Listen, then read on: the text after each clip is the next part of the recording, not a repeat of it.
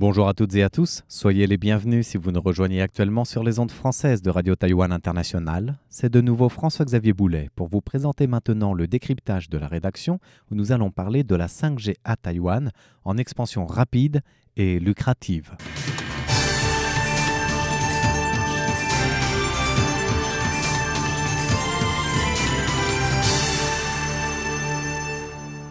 À Taïwan, le développement de la 5G reflète une adoption rapide et des investissements significatifs dans les infrastructures relatives. C'est en somme ce qui ressort du rapport de la Commission nationale des communications sur la situation du développement des télécommunications 5G à travers le pays. Le nombre de comptes télécoms qui a migré vers les services 5G dépasse désormais les 10 millions. Et le rapport de la Commission nationale des communications souligne que, en ce qui concerne l'utilisation de la 5G, les dernières données montrent que 33,7% des comptes télécoms sont désormais passés à la 5G, délaissant de plus en plus la 4G selon les chiffres de la fin 2024.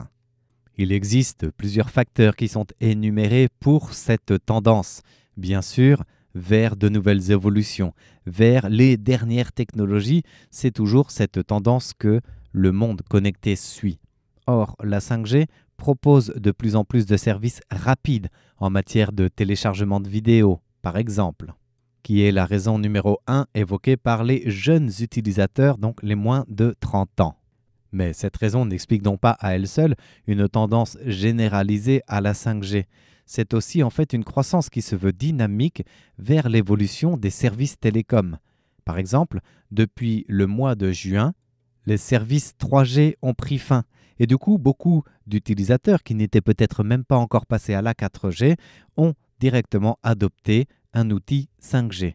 C'est ce que montre en tout cas cette croissance dynamique avec le plus fort pic d'adoption observé justement entre mai et juin 2024, avec 182 000 nouveaux abonnements qui sont directement liés avec la fin de la 3G.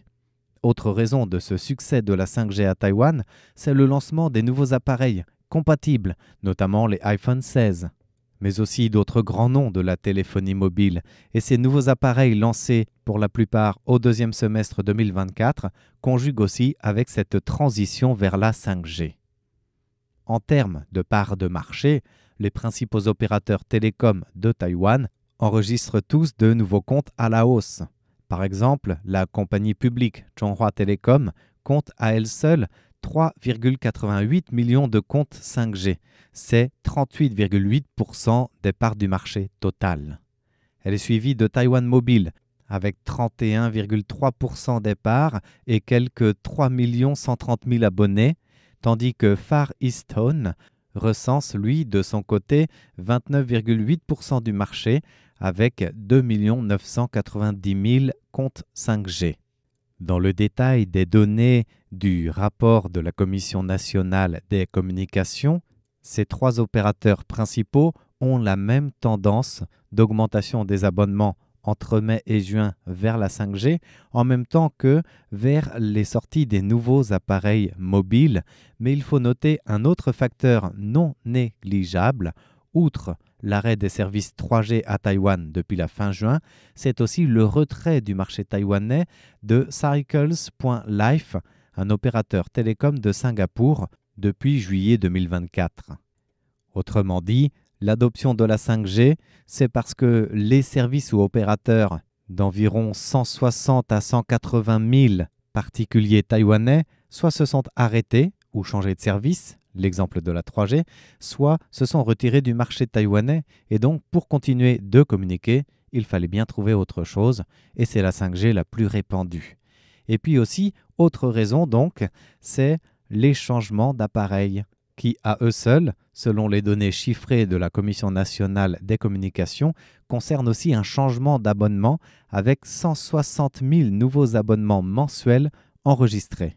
S'il s'agit, pour reprendre les termes du rapport de la Commission nationale des communications, d'une expansion jugée plutôt rapide, elle est aussi lucrative, comme nous le disions dans l'introduction de notre décryptage.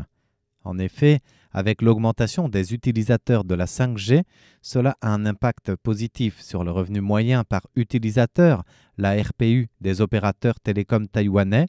Par exemple, pour vous donner un ordre d'idée, au troisième trimestre 2024, ce revenu moyen ARPU se chiffre à 478,7 dollars taïwanais. C'est environ l'équivalent de 14,10 euros, ce qui marque là aussi une légère augmentation par rapport au trimestre précédent. Et dans son analyse, la Commission souligne que cette évolution du revenu moyen par utilisateur montre que les nouveaux utilisateurs de la 5G consomment davantage de services ou alors directement des services premium, et non pas en grande partie se contenter d'un abonnement de base par exemple. Quant aux revenus télécom, les services de télécommunication ont généré plus de 42,72 milliards de dollars taïwanais rien qu'au troisième trimestre 2024. C'est tout de même la bagatelle d'1,26 milliard d'euros environ, avec une contribution majeure des forfaits mensuels qui, à eux seuls, représentent 36,51 milliards de dollars taïwanais, donc un peu plus d'1 milliard d'euros. D'une manière globale, ces revenus des services de télécommunications à Taïwan représentent une hausse de 210 millions de dollars taïwanais de plus en un seul semestre. Cela justifie le développement rapide de la 5G, cela justifie la modernisation significative de tout le réseau sur l'ensemble du pays et l'utilisation des fréquences allouées par le gouvernement dans ces infrastructures, lesquelles sont largement investies à l'échelle publique mais aussi privée. Dans le même temps et sans surprise, le nombre de comptes qui utilisent encore la 4G, qui est jugée plus lente, continue de diminuer à Taïwan. À mesure que la 5G étend ses services et sa couverture, les utilisateurs optent pour cette 5G qui devient presque le premier moyen de communication. Non pas que la 4G devient obsolète, mais elle est quand même en recul, même si 19,69 millions de comptes 4G sont encore recensés d'après les derniers calculs de la Commission. Toujours est-il que ces infrastructures d'avenir et la 5G, voire la 6G, sont en plein dedans, montrent que Taïwan ambitionne de maintenir son rôle de leader en Asie dans l'adoption des toutes nouvelles technologies mobiles. L'objectif, c'est de soutenir bien sûr tous les secteurs de l'Internet des objets, des villes intelligentes, des objets connectés et d'améliorer tous les services publics en même temps que les applications connectées du quotidien. Alors parmi les défis possibles qui attendent, il y a bien sûr le coût élevé que cela peut représenter pour les consommateurs. Avec un abonnement mensuel qui est un peu revu à la hausse, c'est nécessaire.